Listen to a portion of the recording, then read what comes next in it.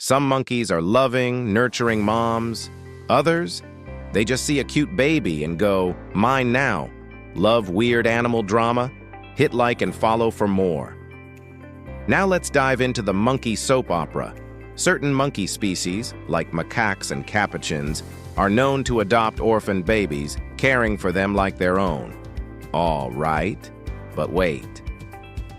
Sometimes they don't wait for a baby to be orphaned. They just see one they like and steal it from another mom. No legal system, just pure monkey finders keepers energy. So next time someone calls you a mom friend, remember, some monkey moms kidnap other kids just to accessorize. Nature is sweet, but also petty.